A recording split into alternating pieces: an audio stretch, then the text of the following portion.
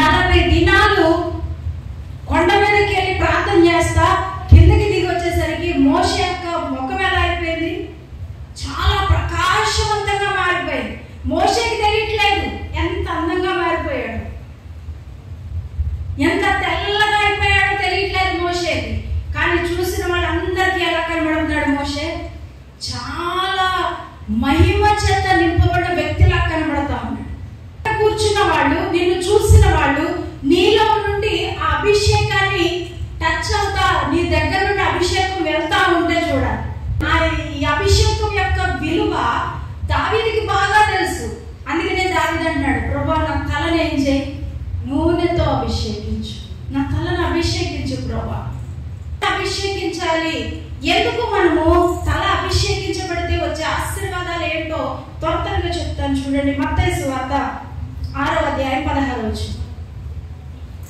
చేయనప్పుడు వేషధారుల వలె దుఃఖముకులై ఉండకుడి, తాము ఉపవాసం చేయుచున్నట్టు మనుషులకు కనబడవలనని వారు తమ ముఖములను వికారం చేసుకొందురు.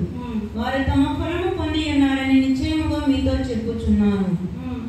ఉపవాసం చేయుచున్నట్టు మనుషులకు కనబడవలనని కాక రహస్యమందున్న నీ తండ్రికే కనబడవలనని నీవు ఉపవాసము చేయనప్పుడు నీ తల అంటుకొని నీ ముఖము కడుక్కొను. అప్పుడు ఉపవాసం చేసేటప్పుడు ఏం చేయాలంట? తల అంటుకో అంటున్నాడు. ఇక్కడ కూడా తల అంటుకోవడాన్ని దేని చూపిస్తుంది అంటే, నువ్వు అభిషేకం చేత ప్రార్థన చేసే అనుభవాన్ని చూపిస్తుంది. ప్రార్థన కాదు, పై ప్రార్థన గురించి చెప్పట్లేదు ఇక్కడ. నువ్వు ఉపవాసం చేస్తున్నావు, నిజంగా నువ్వు దేవుని సన్నిధిలో మోకరించి ఉపవాసం నుండి ప్రార్థన చేస్తే కనుక నీకు ఎలా వస్తుంది అంటే, దేవుడు తన అభిషేకాన్ని నీ తల అంటడం ద్వారా వస్తుంది. ఇక్కడ ఫస్ట్ ఏంటంటే వేషధారణం ఉండదు. నువ్వు నిజంగా దేవుడు నీ తలని అభిషేకిస్తే మొట్టమొదటిగా నీలో జరిగే కార్యం ఏంటి అంటే, నువ్వు వేషధారణ భక్తి చేయు. నువ్వు ఉన్నప్పుడు ఒక భక్తి, ఒక్కడే ఉన్నప్పుడు ఒక భక్తి, మందిరంలోకి వచ్చినప్పుడు ఒక భక్తి. వేషధారణ ఎప్పుడు ఉండదు అని అంటే, నీ తల నూనెతో అంటబడినప్పుడు. అందుకనే దావీదు నా తల నూనెతో అంటండి ప్రభువా, నన్ను అభిషేకించండి ప్రభువా అని ప్రార్థన చేస్తున్నాడు. కారణం ఏంటో తెలుసా? వేషధారణ ఉండదు. అందుకనే దావీదు ఒంటరిగా ఉన్నా, 10 మందిలో ఉన్నా, ఎలా ఉన్నా కానీ దేవునితో మాట్లాడే వ్యక్తిగా కనబడుతున్నాడు. లేదు దావీదు దగ్గర వేషధారణ భక్తి చేయట్లేదు. ప్రభువా నా రహస్య పాపాలు నీకు తెలుసు అంటున్నాడు.